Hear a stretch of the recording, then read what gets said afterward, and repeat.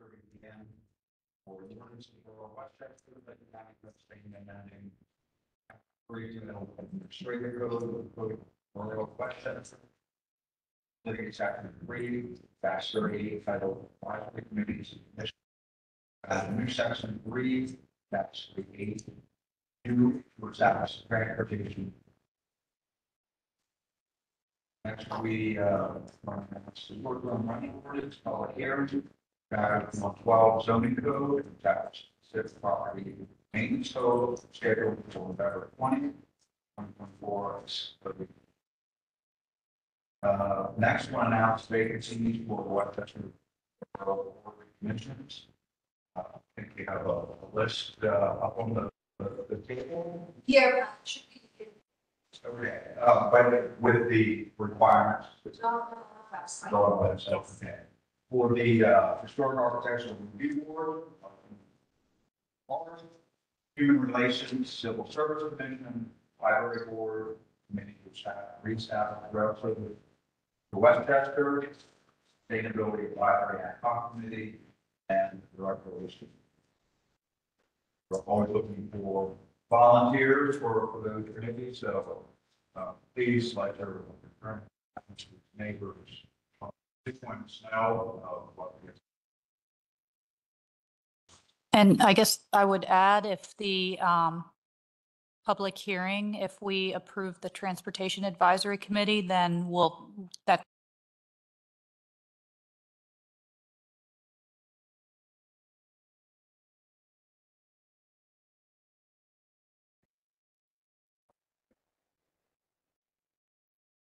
Yes, thank you, President McCoy. I do have an announcement. As many of you know, one of our corporals retired at the end of June this year, and so there has been a vacancy for corporal.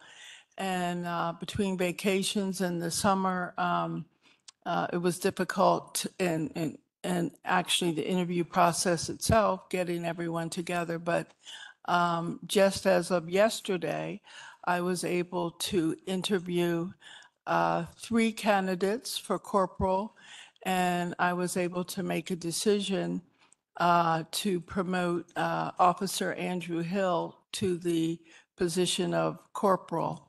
I did want the Borough Council to know as soon as possible. I did not want to wait till next month to let you know that, since this vacancy has been for a couple of months, 2 or 3 months. I did want to let you know that, and perhaps hope that you could look at that and put that on consent agenda. I do have, if you have any questions, please feel free to ask me or Chief Lee right here. But Officer Hill is a 6, almost 7-year veteran of the Westchester Police Force. Thank you. Appreciate that. Are there any questions from council? Yeah, just to clarify, just to be in order, it would be an item that we could put on tomorrow's discussion agenda for vote if there's further information council needs between now and then, since we didn't already have it on tonight's agenda. But we can take a vote tomorrow if council wishes to do it that way. Okay. Thank you. Thank you. Moving on to comments, suggestions, petitions by residents in attendance regarding items that are not on the agenda.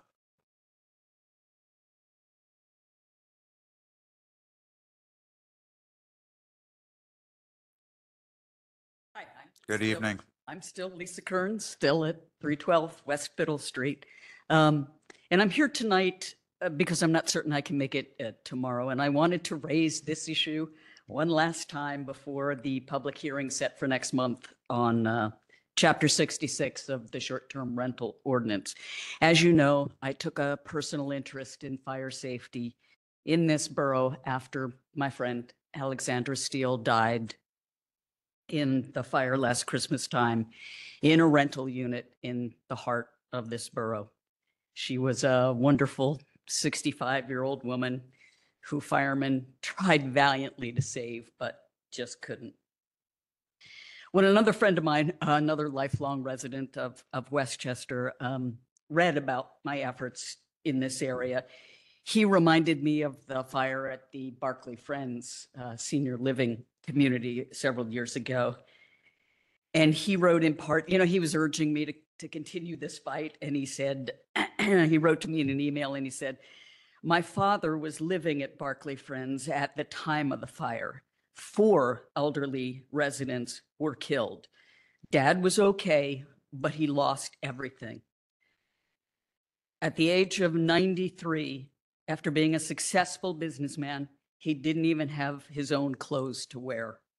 He died 7 months later. Whether that was hastened by the trauma of the fire is unknown. That fire, like my friend's fire, kills people, and it traumatizes families and friends and the people who live around the fire. That unit in particular where my friend was killed, you'll be talking about it later today. It's the one on Peyton Alley. It had 4 rental units in there, and others barely escaped with their lives that day and were rendered homeless. So I guess I don't understand why council won't adopt the very simple bullet points that I submitted to you earlier, and that are actually national law in other countries like the UK. I applaud you for including the need for smoke/carbon monoxide detectors and a fire extinguisher. But you rejected 2 other very simple requirements that cost nothing to implement and could save lives. So I just want to talk about 2 of them. The first thing the UK law requires is that Airbnb operators do their own fire safety risk assessment before they even apply for a permit to take in paying guests. And it basically requires that the owners look at their property, look for fire hazards, and if they see any, to take steps to mitigate them. I don't know why that is too much for council to ask for. And the other bullet point that I asked you to reconsider is the one that simply requires these businesses to provide the guests clear, up-to-date fire safety information, like the location of those fire extinguishers and the quickest route to get out of these buildings, which they may not be familiar with. I don't understand why you wouldn't want hosts to be required to provide their guests with this kind of simple information that could save their lives.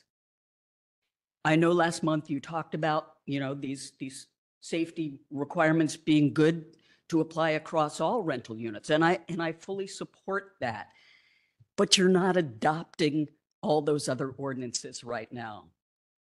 Right now, you have the opportunity and you have the power to implement these simple requirements in this brand new ordinance, approving this brand new use case in this borough. Why miss this opportunity?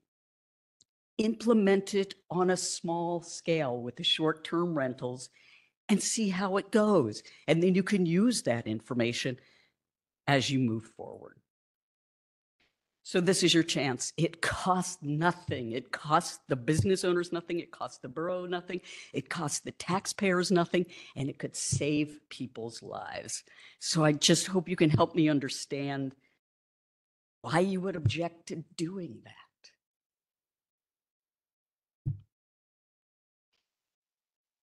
Anything else? Any questions, any comments? Okay. I mean, Lisa, I know we've had some back and forth, so my understanding is that our solicitor looked at these rules, at these additions, and kind of gave feedback that, especially the first one was a little vague and hard to enforce. Like, what does that mean? And there's a whole piece of that. So so we took her feedback, her legal feedback on that one. We can ask, I'm writing down notes. We can ask one more time about the second one, and if it's already covered in another bullet or somewhere, because I know there's a bullet in there that talks about posting information and things like that. So the address of the house, it says you have to post the address of the house so you can give that address to 911 when you call. That's in there. And as far as the guidelines for doing your own, you can make that as simple as you want. You could have it's a simple check mark that, yes, they say they did a fire assessment. You can make it as detailed as you want with a whole checklist. You get to decide, but to just say it's too complicated, I don't want them to have to look at their own properties and take steps to identify fire safety risks. I want that to be all on the backs and shoulders of our very overworked codes enforcement officers. I don't see the logic in that, but that's me. Okay, thank you.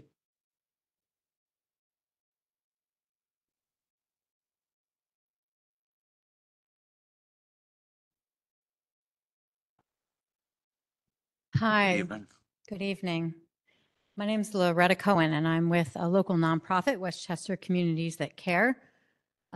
We are located 127 East Chestnut Street, and I'm hoping Bill is going to bring up, there we go. So I always say that Westchester Communities That Care always begs the question, what is it we care about? In a nutshell, we care about youth growing up substance-free, violence-free, and emotionally healthy. And we think they get there by being supported by their parents and their peers and their community. And so tonight, I'm hoping to share a little bit with you about why our model works and how communities like yours can get involved. What do I point at? Say it again? Oh, there we go.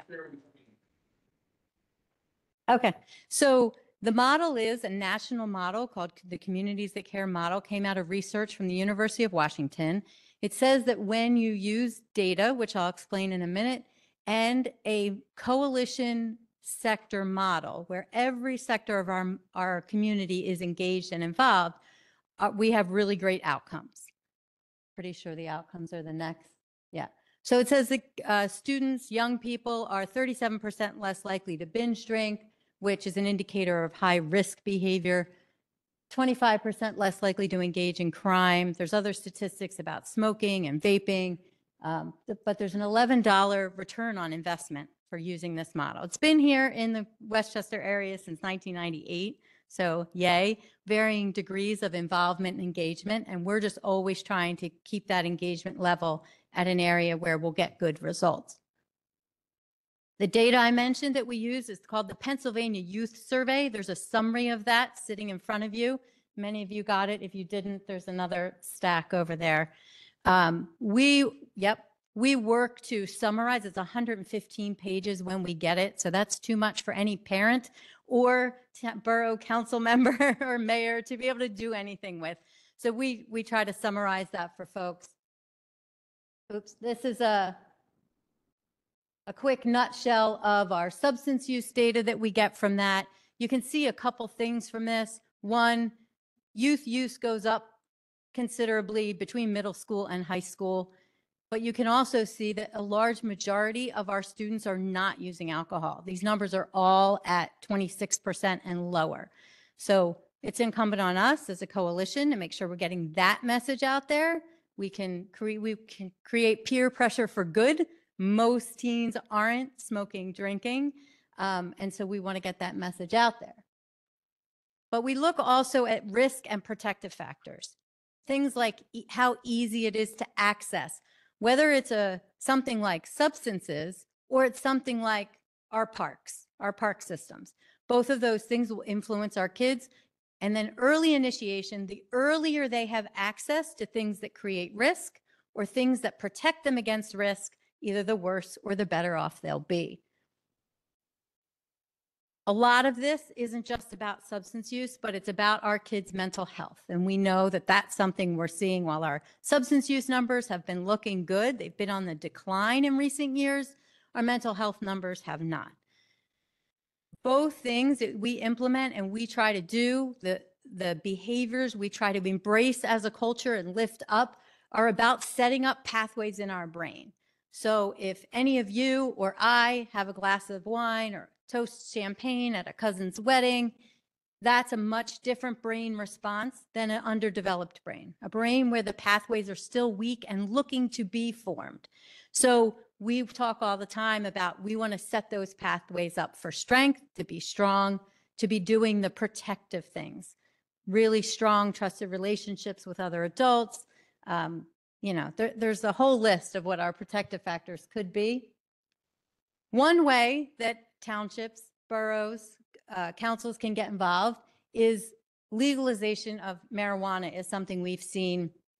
You can look out to the West Coast where it was first legalized recreationally. And what you see whenever it's legalized recreationally, you see youth use goes up. So for all the reasons people may or may not want it to be legalized, the fact is, remember that ease of access is one of our main points. So the more retailers we have selling vapes, selling tobacco products, selling these things, the more youth use we will have. That's how it works. It's how it works with alcohol. It's how it works with all of that. So I just ask that you all be aware and weigh that into consideration when you're approving what is allowed in the borough and what isn't. This is just a. Sorry, if I could just interrupt you for a minute. How long do you think your presentation is? I was told I had 10 minutes. Yeah, we typically try and limit these to 5 minutes for comments. Okay. If you would like to go on next month's public safety Well, agenda. let me, if I can just real quick get to a very important point that I've emailed Sean about a couple times that I would like to say. One of the methods that we use to do this, and I apologize, I wasn't aware, I only had 5 minutes, is to create public health campaigns. And we do this as a coalition with all those sectors coming to the table and creating a public health campaign. We also do this with youth. Those are some of our campaigns. We also do this with youth, where they create their own campaigns. They pick a topic from that very large data source that I gave you of what's meaningful to them. We teach them marketing skills. They create a campaign and put it on a transit shelter. have been made aware that through transportation, the Chester County Transportation Authority, something like that, that there may be more transit shelters coming to the borough. And we would very much like to be a partner in how those get used. We could personally run, it wouldn't have to all be us, but I mean, we could be running campaigns that youth built. And one of those protective factors from that data shows that kids need to see reward, that their community sees their work, their pro-social behavior, I worked hard for my community. We have projects that are going to be running with kids who are in the youth center right now, who are involved with juvenile justice. We want those kids to be able to participate in these projects, but then see them in the community. Besides the new ones that are coming, I also know there's one in front of the new, is it Pickaninny or something? There's a transit shelter there right in front of those new apartment buildings by the Mountain Center that is sitting unused. I mean, I would love to be able to get the kids' work or the coalition efforts into poster format and into those spaces. So I don't know the first thing about how we get inside those conversations, and I'm hoping that somebody here does. I guess I would suggest that this is a public, health, safety agenda item, perhaps, that you could come next month and give your presentation and make that specific request. Loretta, I'm the chair of the public safety. Okay, great. Yeah. I don't think we own those transit, they're owned by SEPTA, the Okay. Southeastern Pennsylvania Transportation Association. That may be who we have to work through, but I'll work with Mr. Metric and we'll get some information to you. Okay, that's super. I'll send a follow-up email so you have all my contact information. Thank you. Sorry about the miscommunication on the No problem. timing. Thank you very much. Okay, thank you. Okay, are there any other comments, suggestions from the audience? Okay, seeing none, we're going to move on to reports and presentations, starting with 2025 preliminary budget and capital plan.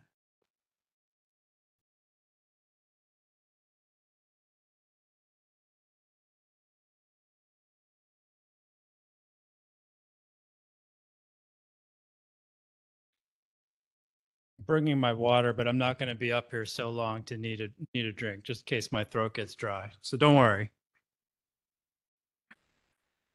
Okay. And I do have a copy of the budget numbers in front of me too, and I have my spectacles on so I can actually read it, which is a good thing. Before I go anywhere, I just want to reiterate the email I sent to council so everybody in this room can hear it. Barb Leonti, you are awesome. Thanks so much for all the heavy lifting to get us to this point. I'm going to be talking a lot about the budget, but I stand on the shoulders of my colleagues up here in front of you to talk about this. And Barb deserves a lot of credit for getting it as far as we have this year.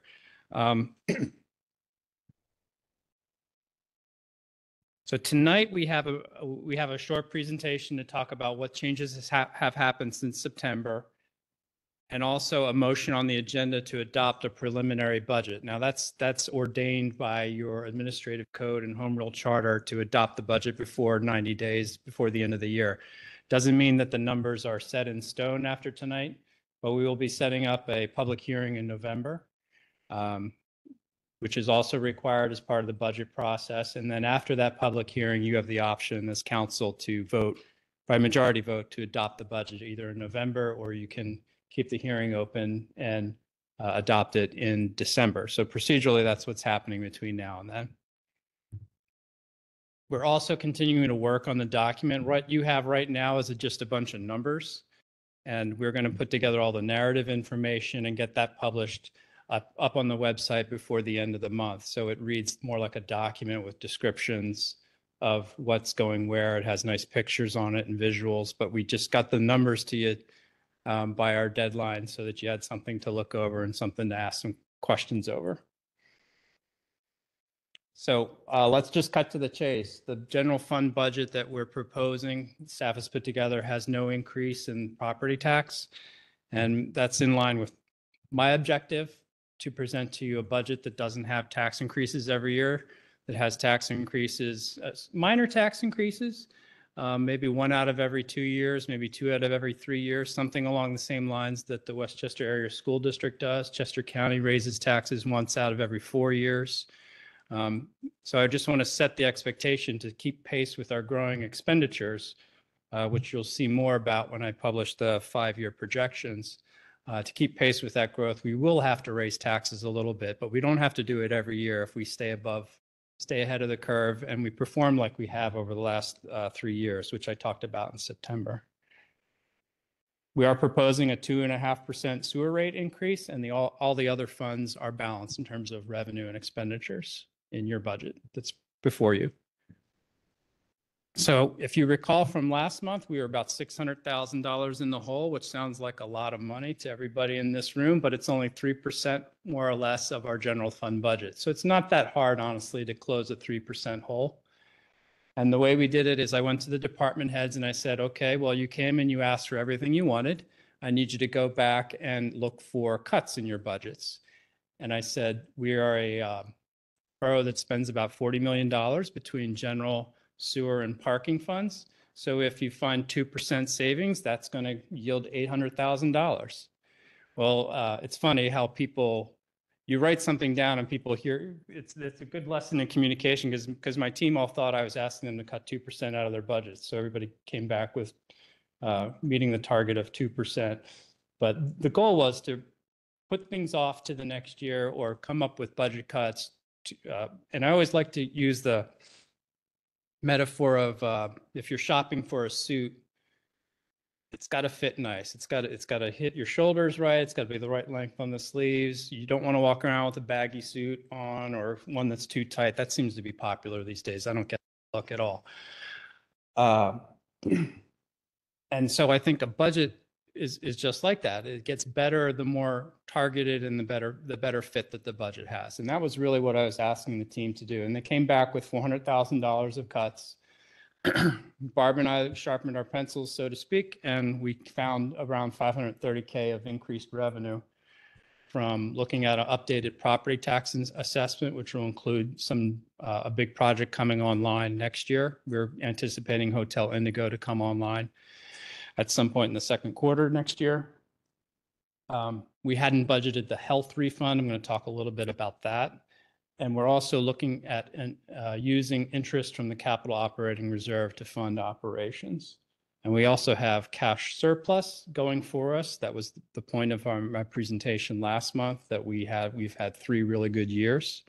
So if we do get in a bind, it's really wouldn't be out of order for the borough and the council to consider to dip into cash resources to make ends meet this year.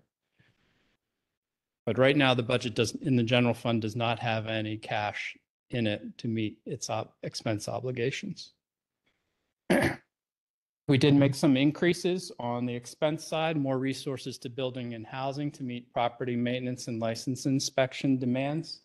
And then a lot of miscellaneous changes that's added up to around $70,000.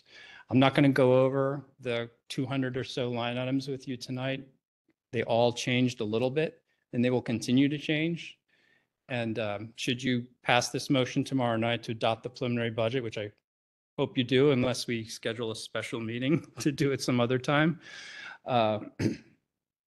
what will come to you in November with a schedule of changes from the budget that gets adopted today. So you'll see specifically every dollar that's changing between tonight and November when we have our hearing. So I'm going to talk a little bit about what investments we're making in operations and capital. I'm going to talk a little bit about the wastewater fund and the sewer rate increase, and shouldn't take too much longer from here. But you can interrupt me at any point, ask me any questions about what we have done to date. As I mentioned, we're going to have some more resources going into building and housing to meet our demand.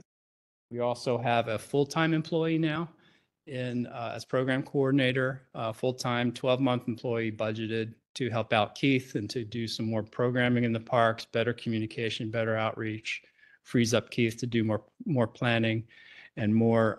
What's going to come out of the Parks, Recreation, Open Space Plan, if I can steal your thunder a little bit, is some additional recommendation for maintenance, and having that program coordinator is going to free up some of Keith's time to focus on that. We're also going to be doing some planning work in 2025, looking at the Goose Creek with a flood hazard mitigation study to update the understanding of where floods, what our flood prone properties are, and what we can do about that to reduce flooding. And we're also doing a assessment of this building in particular to find out how old the components are getting in the building and when we need to replace them, so we can be more predictive about that. I don't want to be caught in the situation I was a year and a half ago, was it, Will? When, it was raining in the parking department and we had to go and do a roof. And that's not something you should find out about when it leaks. That's something you should know is happening. So I want to do an assessment of this building so I know exactly the age of the building components and when to anticipate those expenditures. Going to get a little in the weeds about the healthcare refund, because it's an item on tonight's agenda to move money from the capital operating reserve to the general fund because we underperformed to budget. And what we talked about last year is that we were going to budget a 4 or 5 year average of the healthcare refund because it's really volatile and it's a big number in our budgets. So I don't want to guess at it and then be off by a lot and have to come back to you and say, hey, we missed the target by a lot. I'm recommending we move down from anticipating $275,000 to $200,000 for next year. Now, this time last year, I stood in front of you and said, do you all remember? We're not going to get a healthcare refund. We ended up getting a $125,000 healthcare refund. So that's just an illustration of how difficult it is to predict. The reason why the number was so much different than my anticipation was that there were reinsurance claims for stop loss, which are when certain individual claims balloon out of proportion or our total claim bucket overflows. And those hadn't been calculated and accounted for back into our refund. And when they were, we ended up netting a $125,000 refund. But I do think we need to start reducing this number. I don't think that our experience going forward is going to look like it did before COVID. And COVID created that weird kind of inflation, or not inflation, it did create inflation actually. But that strange happening where our healthcare refund really ballooned in those 2.5 years. Whoops, one too many. And we were on the call today with with PIMIC, which is the group that we belong to with our healthcare. And I snatched this chart out of their presentation. You might be able to see it, maybe not, but our experience here in Westchester was the same as all other groups, meaning that most groups had a really tremendously high refund in 2020, 2021, and 2022. And the gap between what they were paying in premiums and what claims are coming in has narrowed since then. So I think it makes sense to be looking at last year, this year, and future years at a little tighter gap between what we have to pay into the claims fund and the claims that we're going to pay out of the claim fund. That's why I'm suggesting we reduce that average down $75,000 going into this budget season. And so far this year, PIMIC reported they're running about 106% of claims so far. So it's been another big year. Here's the other interesting about this chart. This is a chart of health claims paid per month by employee across 291 groups and what are today 10,000 individuals. So this is a really good average. This really shows you what healthcare costs have been doing the last 18 years. And it's a little crazy looking at it. That's why I copied it, right? Like in 2006, that number was around $500 a month per employee. It's tripled in 18 years. Healthcare costs are going up between 7 and 10% per year, year over year. I honestly, this is the bad news. I don't have an answer for you, and this is something everyone is dealing with. We're just going to be. There has to be a reckoning here. You can't have an expense item that's 10% of your budget increasing 10% per year. At some point, that's going to become a real heavy stone. And it's not. I don't think shopping around is really the solution here. I think this is a systemic problem. So that's my little speech about healthcare costs. I was just blown away by seeing this chart today about how much it's increased over 18 years. Maybe 18 years is a long time. I don't know. Maybe I'm feeling old right now. 2006 doesn't seem that long ago. I got a son now who was born then. He's graduating high school. So getting into the capital projects. This schedule here summarizes all the things that we are going to be doing next year. This is about $6.2 million of investment in borough infrastructure and borough equipment. It spans public works, IT, parks and rec, wastewater, parking, stream protection, and a little bit of expenditure for police department, as well as paving. Here it is summarized by those categories. I'm sorry, I misspoke. $6.8 million of investments in capital projects in the various categories here. Wastewater still tends to be our big one in terms of dollars. Everything down at the plants is expensive, as are the pipes under the ground. Something I touched on last month, I will again here because I've been really proud of what we've been able to do. I wouldn't be coming here and talking to you about a no tax increase or $6.8 million of investment in borough infrastructure if we hadn't been really working hard to build out our grant making infrastructure, which is our staff collaborating with our project team on targeting grants, working with RVE and Pannoni to know who to apply to, when to apply to, what to apply to, and then honestly, some really good grant applications. I spent my first part of my career in planning, evaluating grant applications for open space, farmland preservation, and downtown revitalization. Montgomery County had a very successful program in all three of those areas. And I just want to say, because you're in the room tonight, Will, you're a really good grant writer. Yeah, Yeah, and those things can get really stale. I've read his work. It's really good. He hits it out of the park, and I think he deserves a lot of credit for these results. Nearly half of your capital program and spending next year is going to be funded by grants to the tune of $3.2 million. So that's why I'm here. That's why we can do as much as we can, and I'm looking forward to keeping this process moving forward. So just some highlights of what big ticket items we're doing. Investment in the Gay Street Marketplace, closure infrastructure. We had a couple of public meetings about that. We had grants of $677,000, and as well, we're using our remaining borough ARPA allocation. It's American Rescue Plan Act. We have to allocate the remainder of that those funds by the end of this year.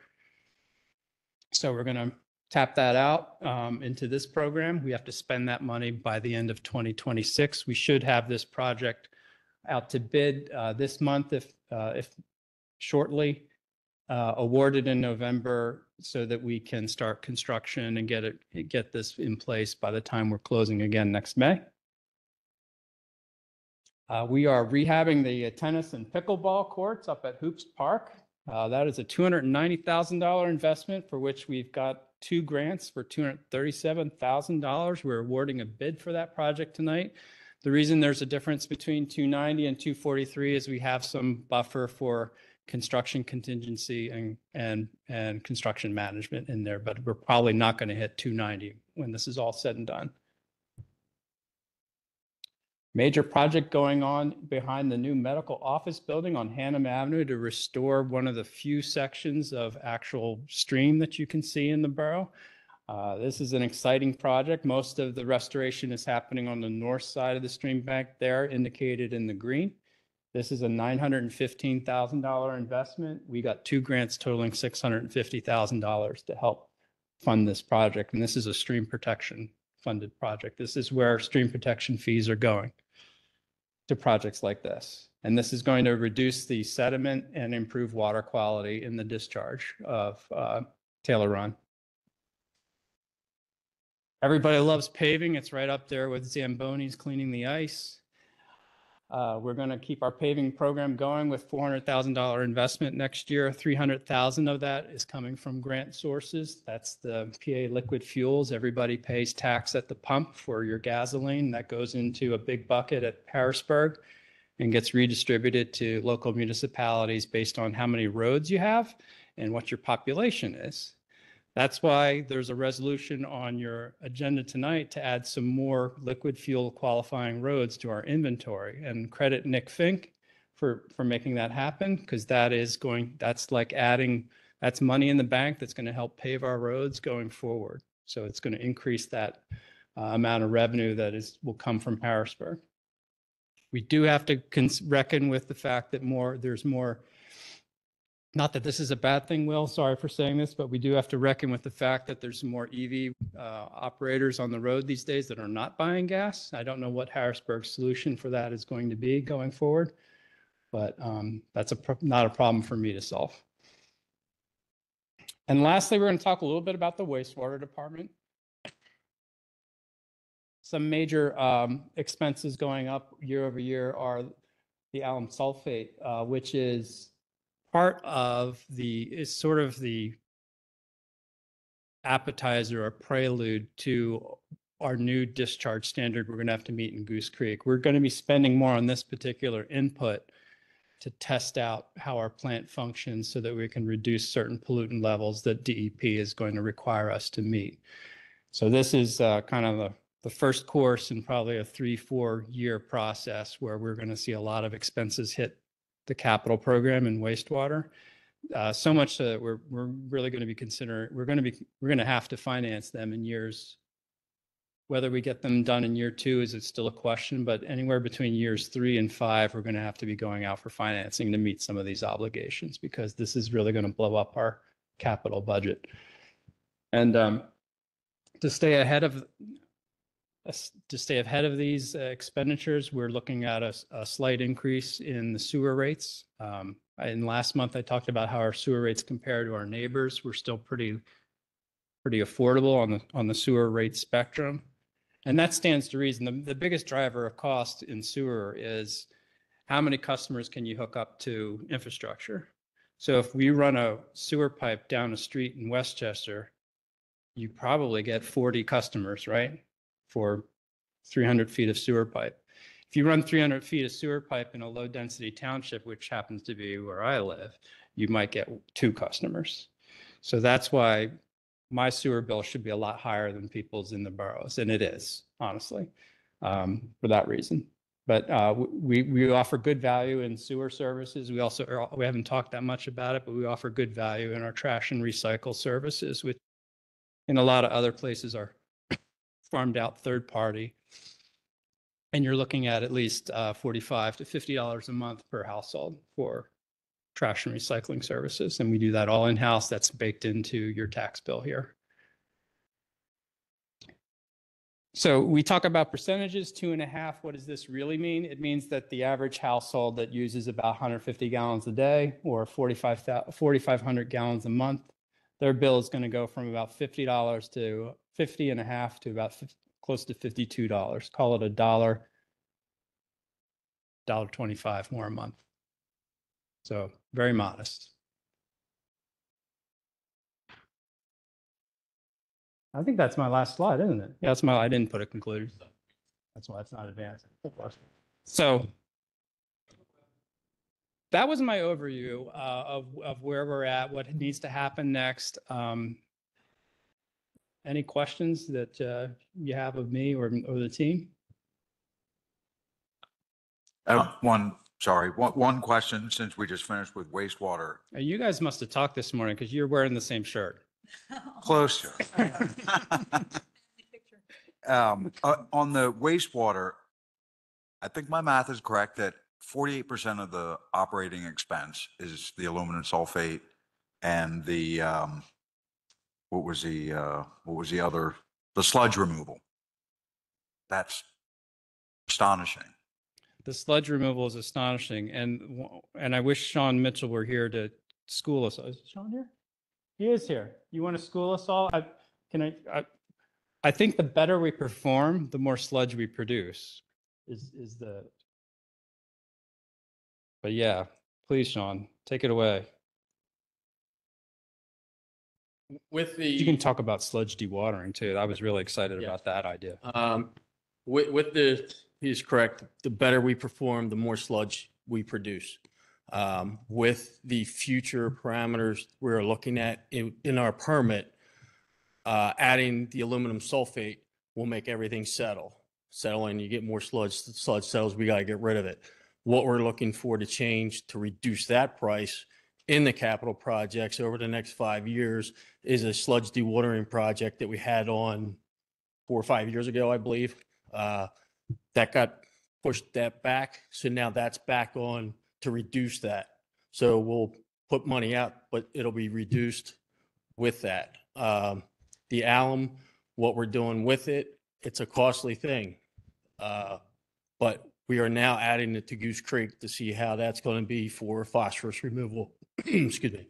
That's going to be the big parameter at the plant. It's new. It's at Worksession has it. We're negotiating for a fair number for it. So it all depends how the permit comes in of what we're going to have to spend for it. Thank you. It sounds like dewatering will decrease the volume or the weight or both for the. Instead of hauling it out by truck, liquid will press all the water out of it. We'll send the cake to a landfill. So we can get more out of it. All of our numbers preliminary look great, and we'll reduce it very effectively and reduce the amount that we would have to haul out. Not the amount that we haul out, the cost of it. We pay by gallon now, yes. Thank you.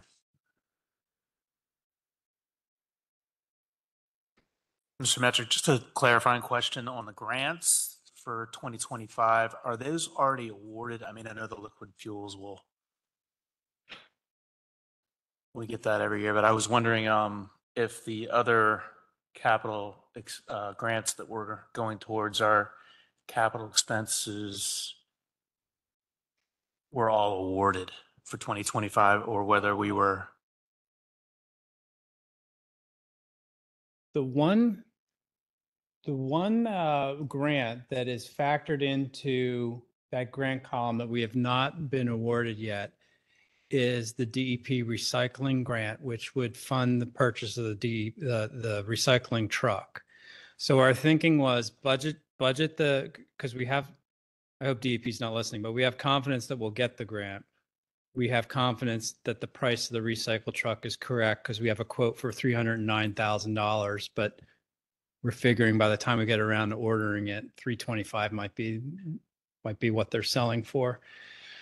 So we will find out about whether we have that grant or not pretty soon. And then we can, by budgeting the grant and the expenditure, we can make a decision. If we get both, great, we're fine. We're all systems go. If we don't get the grant and we still have the budget for the recycle truck, maybe we push it out a year. And we'd be coming to you anyway to certify that purchase because it's over $10,000. that was the question I had, just in case I just wanted to know if there was a contingency put in place, and it sounds like there is. Yes. That's the only one I think that has that kind of if-then statement attached to it. Mr. Metrick, our capital investment for 2025 is at 6.8 million. So that's roughly 17% of the total budget. Is that pretty typical for, another borough of our size, et cetera? We're spending enough, I guess, are we investing enough in our I'm asking the infrastructure? same questions to my team, to myself. I don't have the right answer for you yet. I think that we look at first of all, we look at the charter and the administrative code that says you got to look 5 years into the future. We're not there yet. Our wastewater capital plan is pretty good for 5 years. We've got pretty good vision there. Stream protection, we kind of know what's coming in the next 3 years, and we budget years 4 and 5 are kind of we're less certain about.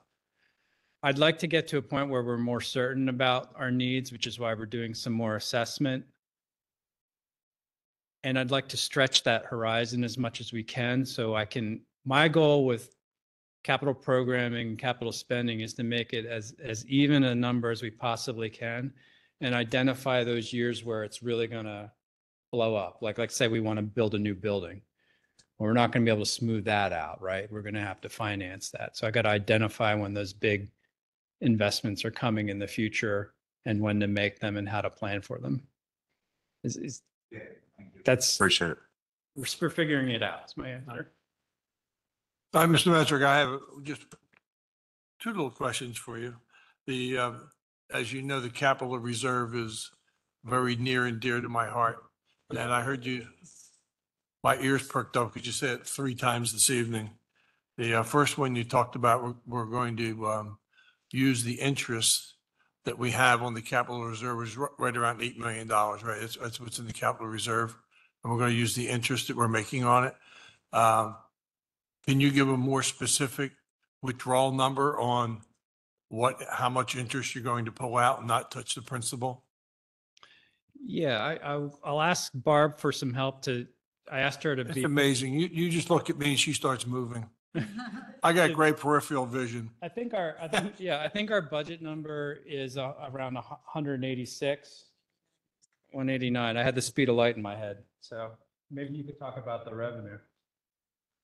So you said it's 189, Barb? That's the interest? So what we, That's what we budgeted. That's the transfer that we budgeted. so the first thing we did when we were talking through this concept is I put together a chart showing all of the interest earnings and realized gains at the administrative expenses, basically a history of the capital operating reserve from 2014 through 2023. And if you look at the 10-year averages, we're averaging about $190,000 per year in interest earnings. So that was kind of, the first step to how we came up with that number. And then we looked at interest earnings from September 1st of last year through August 31st of this year. And we took that number and we decided that we were going to transfer 75% of that into the general fund to fund these different projects, and that we would keep 25% within the fund. So that's how we came up with our $189,000 number.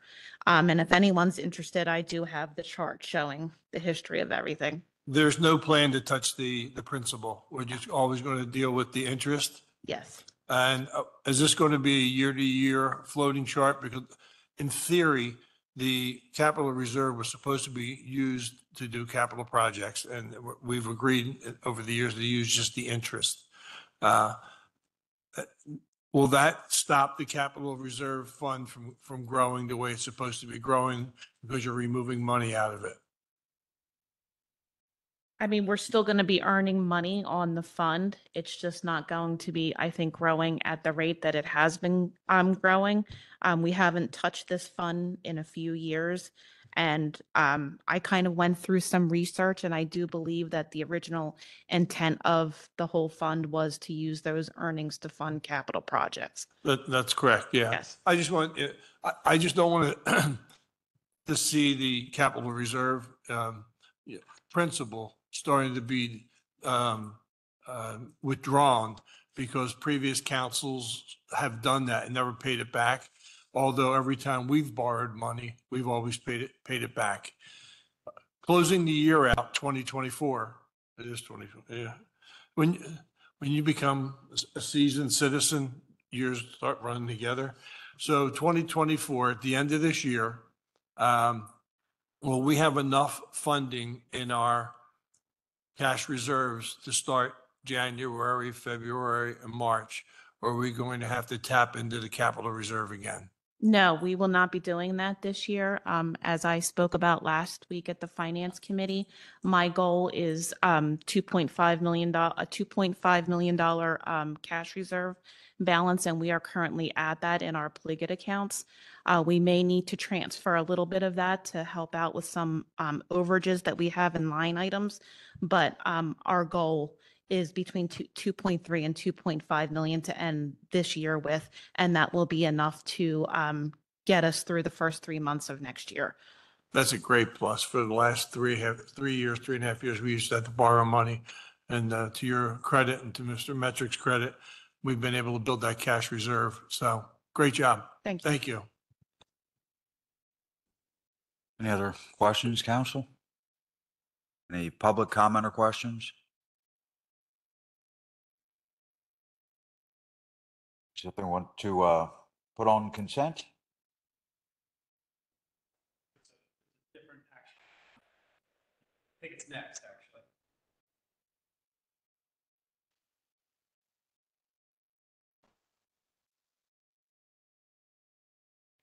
We will move on to old business, which is approved the September 17 and 18, 2024 Borough Council meeting minutes.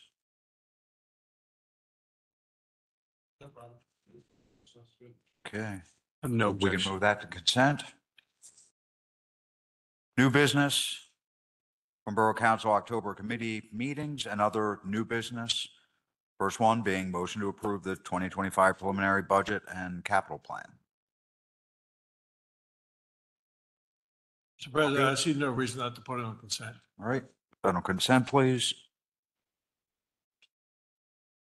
Next, administration, communication, and technology, discuss the healthcare services RFP and motion to recommend proposal for 2025. Good evening, Council. John Krauser, HR Director. I just want to briefly run through the healthcare RFP discussed last week. The initial plan for the review process, we started in March when this council requested an RFP be conducted. During the summer months, we did define the timeline and communicated with the providers and brokers to get quotes. In August, we solicited for those quotes and we received multiple interest, but at the end of the day, The only quote that was provided back to us were 3 different proposals from Benecon or PIMIC, our current provider. With those, and I'm going to skip ahead a little bit here. There are 3 different providers that were offered to us. The first one being to stay in place, which was United Healthcare. That would be at an overall total expected cost annually of $2.219 million. The second proposal was Independence Blue Cross, and that was at a savings of roughly 0.4% or 9,200 and change. And then the third and best fiscal option was Highmark Blue Shield. Highmark presented to us at a savings of $42,051 as far as annual cost for 2025. In addition to that, receiving HSA or health savings account savings of north of $3,700. So in total, over $45,000 in savings should we choose, should this council choose to switch from our current medical provider of United Healthcare over to Highmark Blue Shield. The other option, these 3 options were quoted to us as apples to apples comparatives. So that means that anything that is provided under the current plan will be provided under any of the other 2 providers. Some of the amenities outside of having a better cost for 2025 is the wellness credits. The best wellness credits we would get would be under, or at least for 2025, would be under Highmark, with the wellness credits being at 6,300, and then implementation credits, which is a one-time credit of 12,600. That fund or those funds are separate from the total savings of the annual cost and could go to make our wellness program for 2025 much more robust, giving our employees an opportunity to be more educated in mental and physical wellness throughout the year, and supply us with a wellness program that would not come out of other fund areas. So that would benefit us greatly. Additionally, Independence Blue Cross, as well as the choice of Highmark Blue Shield, offer Axia Women's Health, which is not currently provided under our current plan under United Healthcare. So the 3 options that we have are those 3 providers under the same broker or under the same cooperative of PIMIC.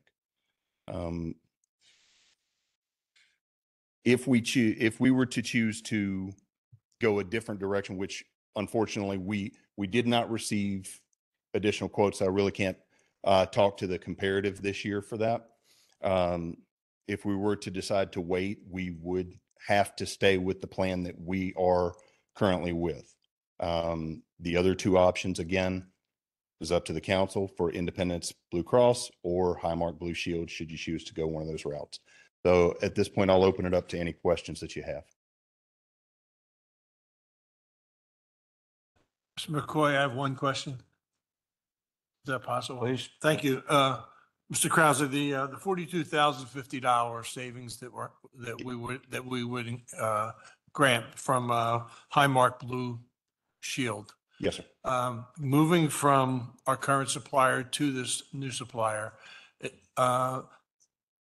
is there a startup cost that they will be charging the borough to switch over and sign up new members? So they're willing to give us $42,000. Are they going to charge us $40,000 to switch everybody over? There's normally a cost to set up a new business. No, because we're staying with the same provider, or I'm sorry, the same broker under Benecon and with the same cooperative under PIMIC. We're simply changing medical providers. So there's no startup cost for that. There would only be a cost, a rather expensive cost, if we were to leave PIMIC. And that termination cost is north of $400,000 if we were to choose to leave PIMIC. Yes, sir. Any additional questions? Thank you very much for your time. Thank you.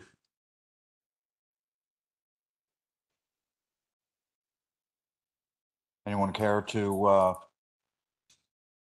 make a comment on which plan to proceed with? It sounds to me like the third option with Highmark is the appropriate plan to go with. I believe the third option is the best option for the borough and the employees. Other comments, public comments? I think we can put that on the consent agenda. Thank you. Great, we'll move on to the parking committee. First, we have a motion to approve amending the County of Chester lease for lot number 6 to allow 20 parking spaces to have extended hours until 7 p.m. This was a 3-0. It was just to get people who work beyond normal business hours a space in the lot.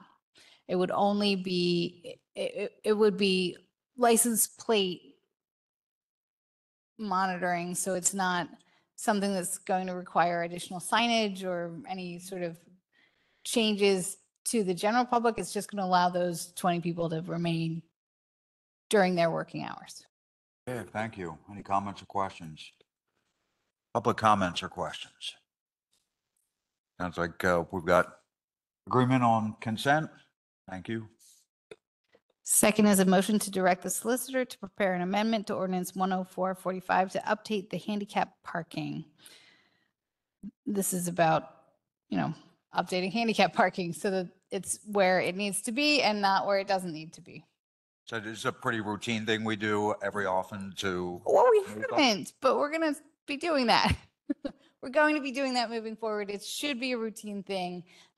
There are signs up that have been there for decades that aren't actually utilized. There are addresses in ordinances that don't have signs. We're just cleaning things up. Thank you.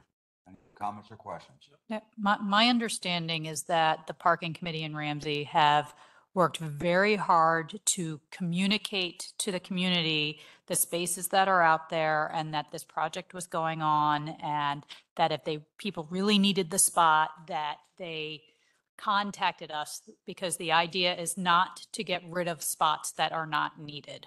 So I know a lot of work's been done. There's a mistake, and if you're listening out there or out here, if a mistake gets made, please contact the parking committee or parking, department, because it will get rectified. But I think the idea is to move forward with this, and so please, I hope no one out there feels like that their parking spot is taken. I do know that a lot of work has been done to make sure that the right spots are taken away and not the wrong spots. If that makes sense. Yeah. So. Yes, we did audit these over, I feel like it's been a year now, but we wrote letters to everyone that had originally applied for the permit or the parking space. If we didn't hear back, actually, even if we did hear back, I think we then posted every single sign, because we also wanted to make sure that there were signs in the ordinance that were missing. So we were trying to get a real clear audit of what signs exist. Then once we heard from all of those people, we then posted anyone we did not hear a response from. And you might still see the pink papers hanging around, but I think we have a pretty good handle on who is and is not using the signs and what is and is not there. I did just want to mention, in our conversation at Parking Committee, we did talk about, when we amend the ordinance, modifying some of the policy and procedures for submitting for a handicap parking space to kind of streamline the process and create more of a policy, because right now our ordinance only lists the addresses and the placement of the signs. So the Parking Committee is recommending that we ask for submittals of your documentation annually, similar to a parking permit, so that we can confirm every year that the space is still in use. We also would like to include that if there is off-street accessible parking, that be considered as a reason to maybe deny a handicap parking space. We did not require a permanent disability. We did not recommend a fee. but we are going to try and do a January and June deadline for these parking submissions. So if new ones come in, we're going to ask that they submit either in January or June so that we can do consistent ordinance updates. Because I think since I've been here, I want to say we've done 4 so far, and that's a costly and timely process for for the borough. So it would be nice to do it twice a year. So those would be in the ordinance amendment as well. Thank you. You're not asking for that in this item that we're talking about right now tonight. This is a separate thing that, So when we prepare the ordinance, it will include a policy similar to, which would include those, it's at the very bottom of the list. Those were the policies that we were going to include in the amendment. okay. So then my question is, what documentation on a yearly basis are you asking for? Because I will say, I swear, maybe it was on Facebook. I don't know. Westchester community, but people are concerned that these are people that are already, there's some form of disability that allows someone to have a parking space such as the handicap spots. And, the documentation on a yearly basis hopefully is, we don't want to make it so hard that they have to jump through hoops year after year to try to keep this space that they need. So that's where my question is, what are we asking for and how hard is it going to be? Because then people are concerned if it's online and they can't get online and then they have to come in and then do they have all the document? And there's a lot of stuff. It isn't a lot of documentation. We really just need to see the handicap placard and the ID card and then their driver's license and registration. So they can do it when they're doing their parking permit. Everybody did submit electronically. Anyone that did have an issue, we submitted it for them at the window, and that's definitely not a problem. We're happy to help people at the window, especially in situations like this, or via email. But it is nice to have it electronically, so that way they can get a reminder if they do need to submit. But it is all stuff that they don't have to get anything notarized or signed. It's all things that pretty much are in their car to begin with, or in their wallet. I just want to say, this has to do with people moving and dying, which happens. And then you have a handicap spot in a location and people are either taking advantage of it or it's blocking people who are not handicapped from using that space. And it's just a maintenance issue that the people who have handicap placards are filling out paperwork on a regular basis for their own needs. This is not asking for something hugely out of line. Most of them are getting parking permits as well too and submitting that way. This is not asking for them to submit insurance claims. That they have to deal with the state to get their handicap placard anyway. So this is just a routine request. This is not asking for a lot. So if I'm driving my mom, who is visually impaired, and I need to park in a handicap spot in Westchester, am I able to get let's say she's at a house, she lives in a home in Westchester and needs a handicap spot in front of her house, or can I get her get a handicap spot for myself to park, for her, maybe visually, but can't walk or something like that. How does that work for caregivers? So right now, it has been primarily for either the person themselves or primary caregivers inside the household, just because they're consistently there. We had a lot of parents of children that needed the placard, but because they both live there, they need to consistently park in front of the house. We don't have an accommodation right now for visiting family members. That's a different scenario, just because you're then saving a space that's not consistently occupied. Even if that caregiver does consistently occupy that place and maybe they don't live there, but they're there on the regular, you're right now, there's no solution. We don't have a good solution for that, but if the car's not registered to the property and the person doesn't live there, then it's hard to say I understand why you would need a space, but that's not something that we're providing right now. I would recommend that you consider putting together a solution for that, because there are caregivers out there. We have an aging population. We've talked about in building and housing, how people don't want to move because there's not great places to move to in the borough. They want to stay in the borough. And if they've got caregivers coming over on the regular, we should have a process that affords them the ability to be able to park and take care of their loved ones on, as they're doing these things. At the moment, the motion is directed to solicitor to prepare the amendment. So I think, maybe that's something that can be addressed. Obviously, we've got a couple of steps to go through before the hearing. So I would suggest that as part of that, the draft, that we have those further discussions. Okay, any other comments, public comments? I just have a clarifying question. Are we moving it back to committee for discussion before the ordinance is drawn?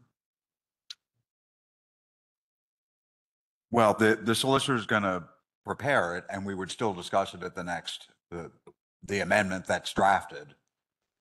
So I feel like that's the solicitor. If we approve this motion to have it drafted, solicitor will draft it over the course of the month, present it to the parking committee next month for discussion and potential updates.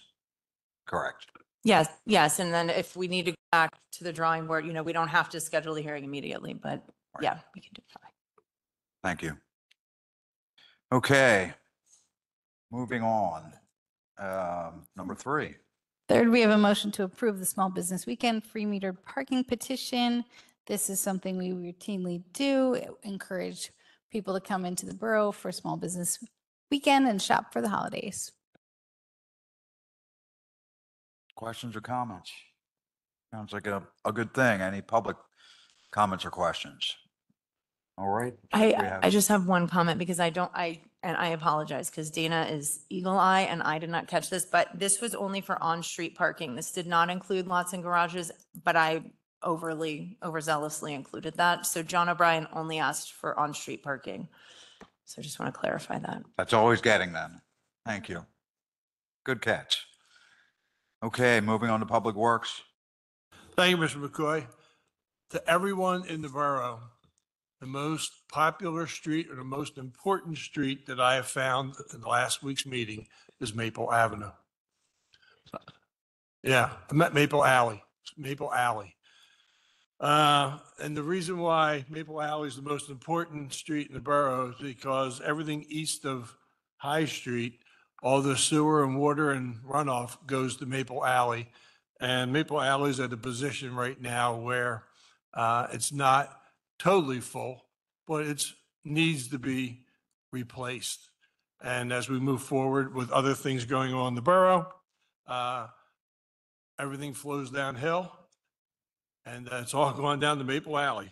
So number one, the motion to seek approval from the Pennsylvania DEP to approve the Borough of Westchester Sewer Planning Module policy for minor improvements in the Goose Creek wastewater collection tributary. And that's basically Maple Alley. And what that basically means is any business or construction east of High Street that has to go into Goose Creek has to go down Maple Alley. And currently it's maxed out or close to being maxed out. And what Mr. Mitchell's asking for us to do is to put together a module to have the Pennsylvania DEP to approve so we can allow for small businesses or small housing to tap into the tributary.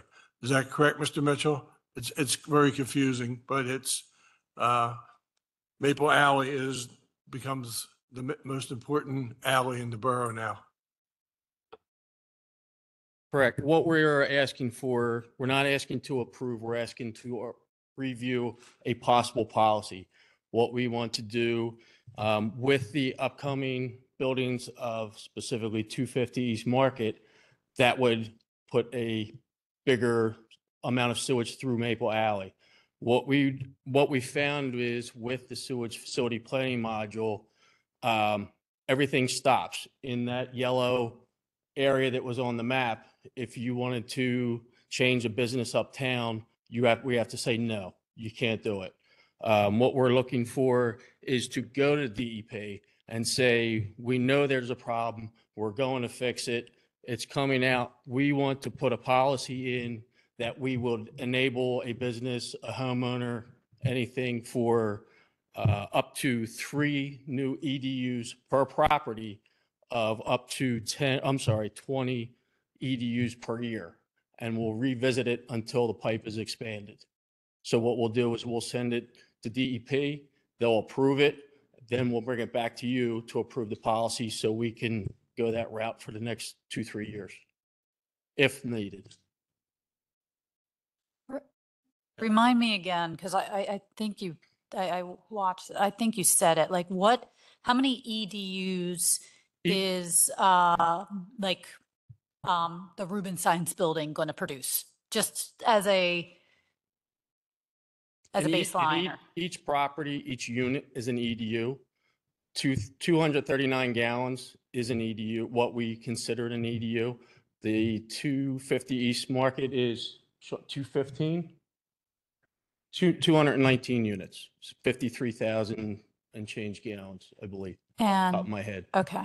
So you're asking for 20 a year, and the idea is how much are we expanding our piping to be able to hold over the next couple of years as these properties get built? Like what's the increase that we're going to be able to? With that, less than 1% through the pipe. Is that what?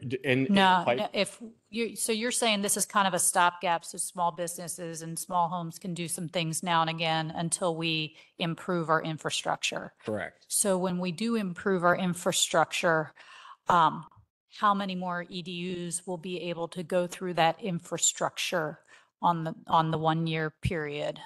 Or I think that's what it's 20 EDUs a period, or it's 3 EDUs a year. I don't have the number of what it would be. We're upsizing the pipe enough that we should not have a problem at all in the future. I'd be curious to have an estimate. With the new additions of the future buildings in the borough. I understand the question we have, and like Sean, I can't quote it off the top of my head, but that was a question I posed to the team. I did get an answer, but I forget the number. And also keep in mind too, we contemplated multiple phases of improvement as well to the Goose Creek sanitary sewer system.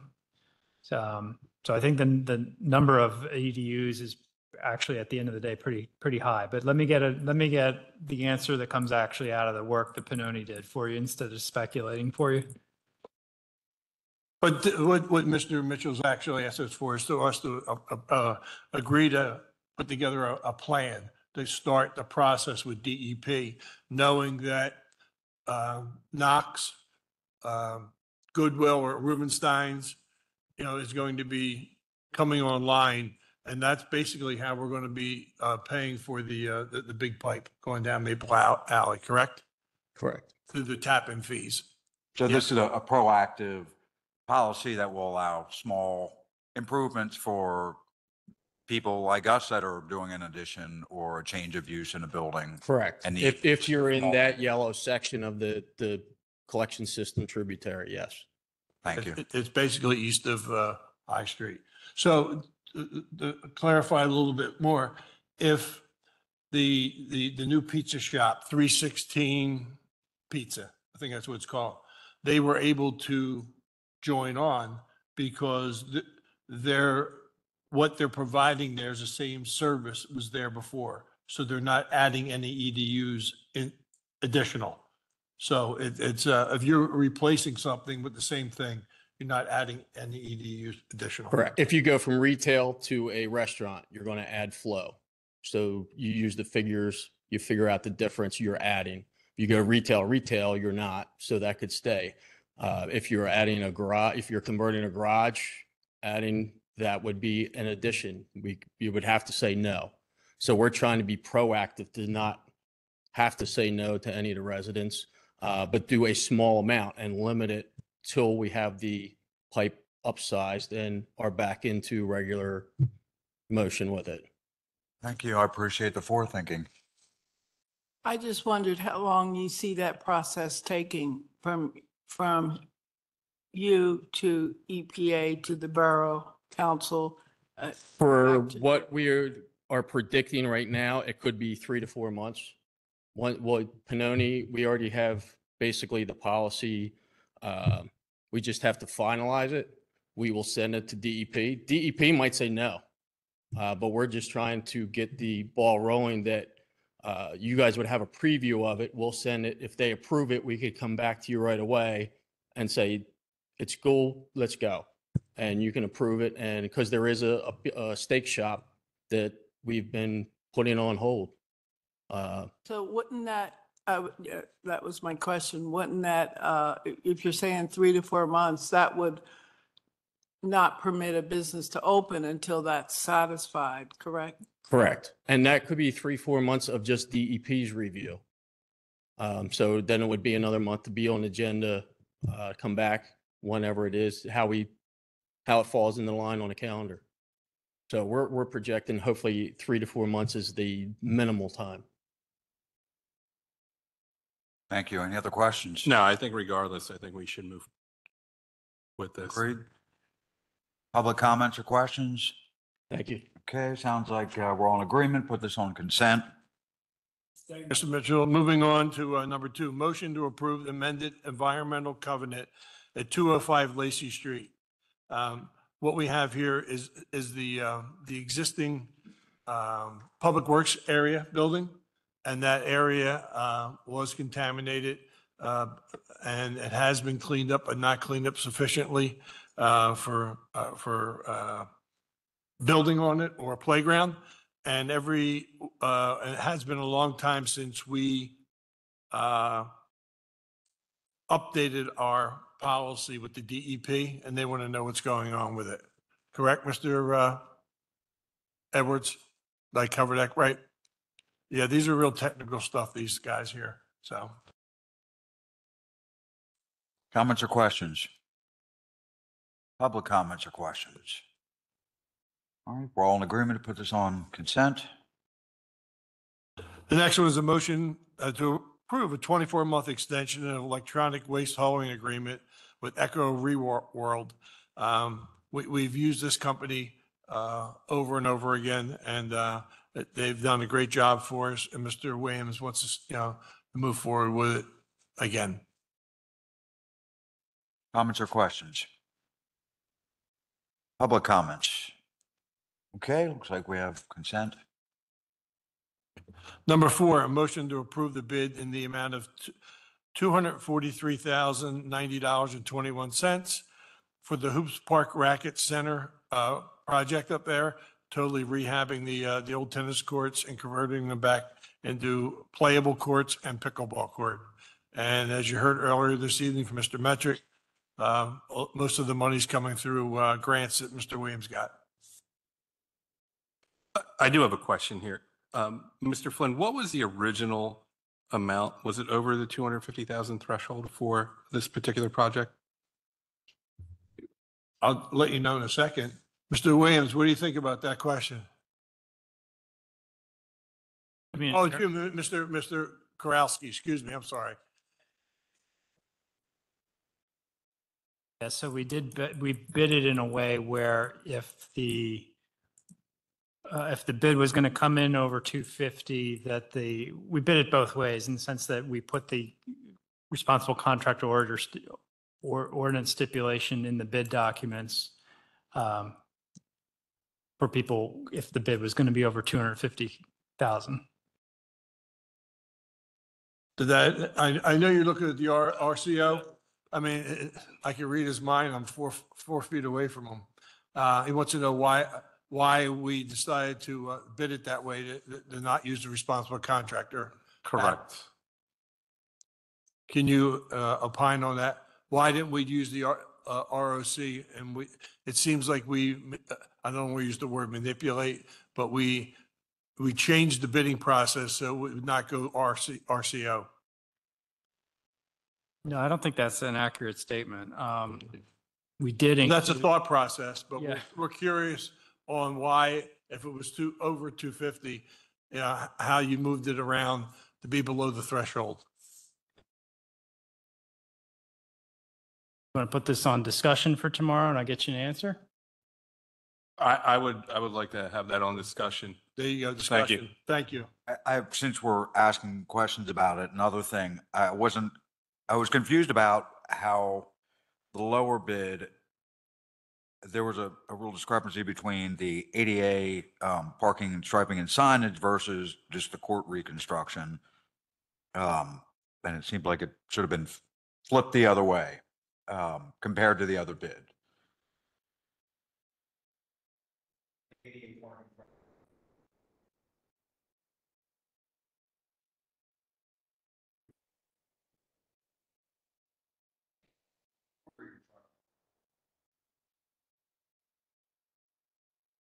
Here you go. Mr. Williams is here to help you out.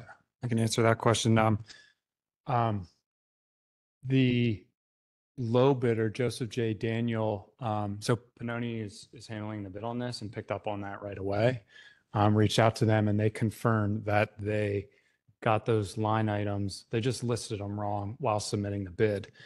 Now being wary of that and wanting to make sure everything was fair and square, we went to Kristen with that to make sure that that was acceptable and considered responsive. And what we got from the contractor in writing was an acknowledgement of the mistake that they made and confirmation that the bottom line is correct. And Thank you. so it's considered responsive.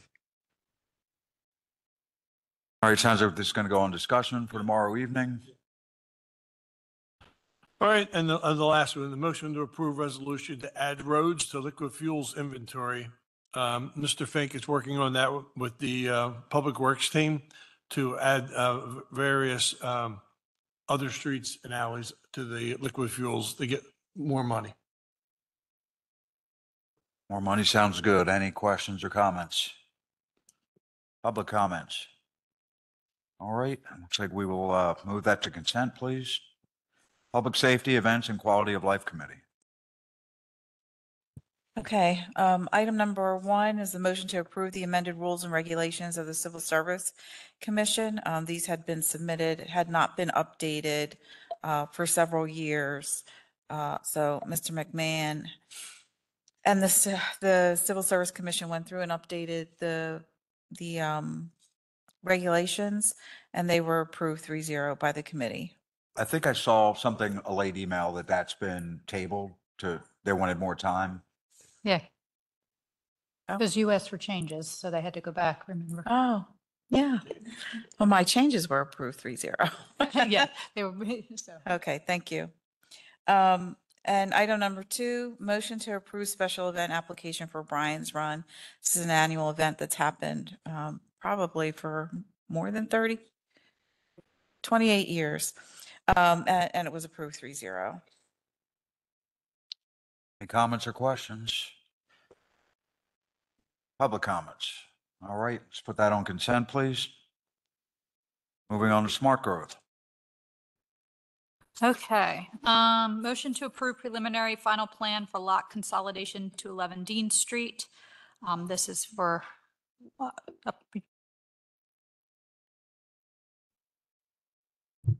Good evening. My name is Denny Howe. I'm here on behalf of Hazley Builders with Howe Engineering for the property that's shown here, 211 Dean Street. The smaller property is about 1,100 square feet. The larger property is about 5,700 square feet. Purpose of my application that I filed back in the end of the summer was to consolidate the two lots for Hazley Builders to ultimately construct a house. I appeared before the Planning Commission and before Smart Growth, and both recommended approval. So I'm here tonight for any questions and to get onto the agenda for tomorrow night. Comments or questions? Any public comments? Okay, thank you. Looks like we're going to move this to consent. Thank you. All right, motion to approve HARB applications, 10 West Bernard Street, 9 North High Street, 51 Patton Alley. And they were approved by HARB, and the committee recommends 3-0 to move forward. Comments or questions? Public comments? Okay, let's put that on consent.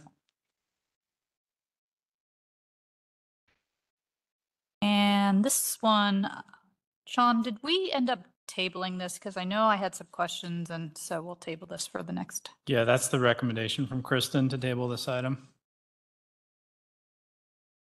So just so it was discussing the planning commission recommendation for front yard setbacks and streetscape standards and proposed changes to chapter 112 zoning. So there were a couple questions that came up in smart growth, and so we're relooking at that again.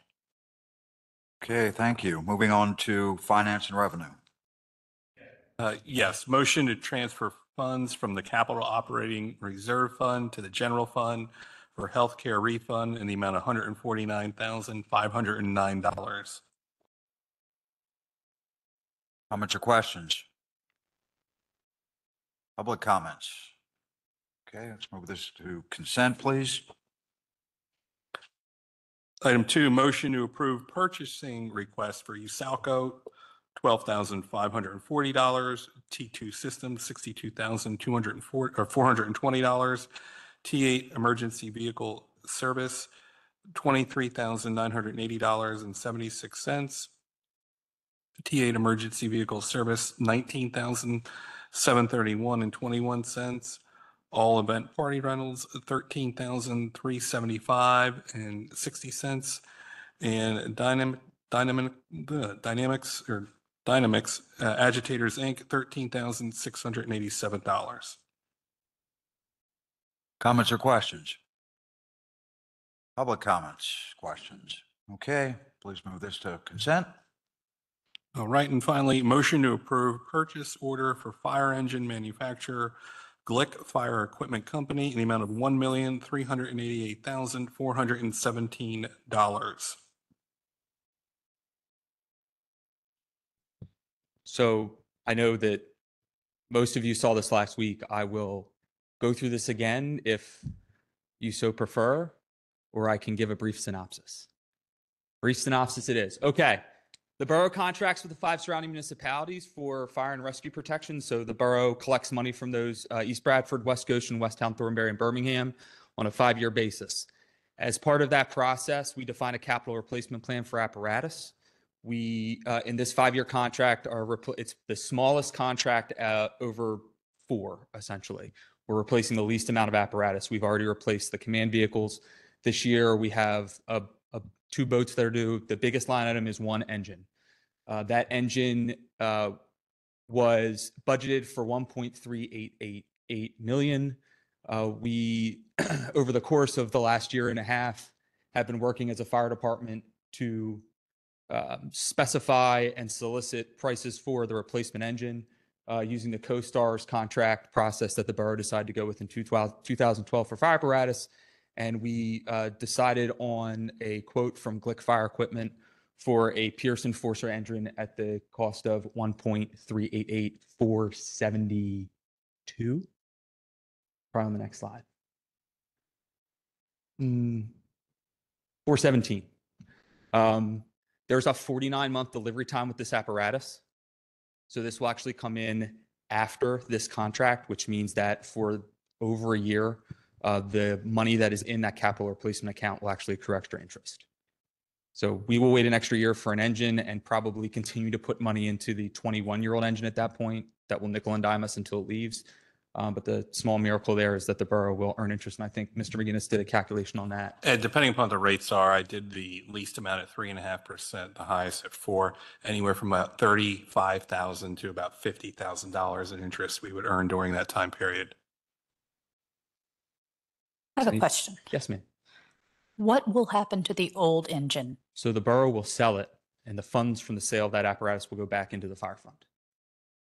What's an old engine going for? I know you've done this because we've been looking around. So that's a specialty apparatus. I will be real. I don't know.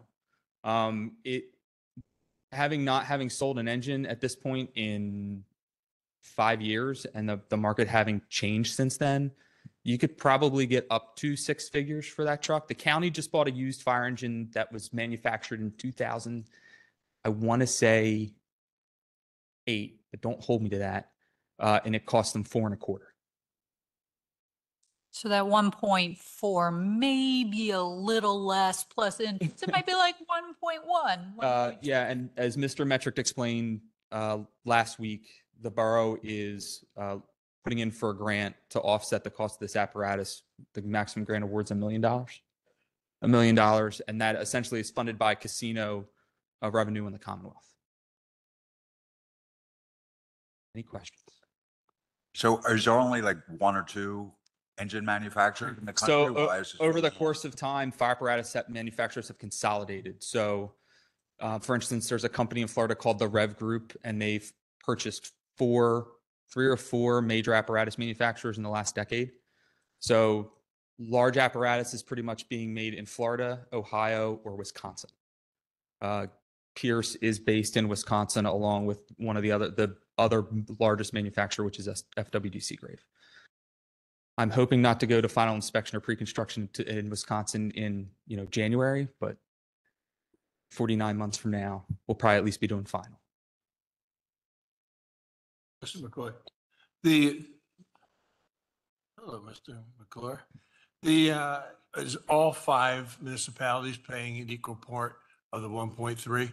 So the contributions to the capital improvement are based upon the fire protection contracts, which are determined by assessed real estate value and call volume. The borough actually has the lion's share of that payment. The borough does have a little over 50% of the call volume between 6 municipalities, does not have the largest assessed real estate value. I believe that award goes to West Goshen. It's over $1 billion. But the borough saw an 11% increase in this contract due to call volume and some assessed real estate value. Mr. Metric probably has those numbers. So a question for you, does call volume include the false alarm calls? Call volume includes everything the fire department responds to. So false alarm calls, which this year were up in the month of August and have gone back down to normal in the month of September. But they're like 50% of the calls, right? 42% is our average false alarm calls. And, unfortunately for the fire department, we don't get to pick and choose, right? The alarm company calls or someone calls and says, my smoke detector is going off. You're getting a fire truck. There is obviously an operational cost to the borough and the townships for that service. It's kind of like buying insurance.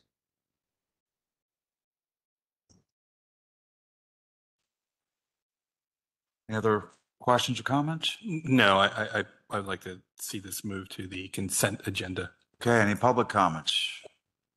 We can move this to consent. Thank you. Great. Is there any other business? Okay, seeing none, we are adjourned at 8:21. I'm sorry, 8:19.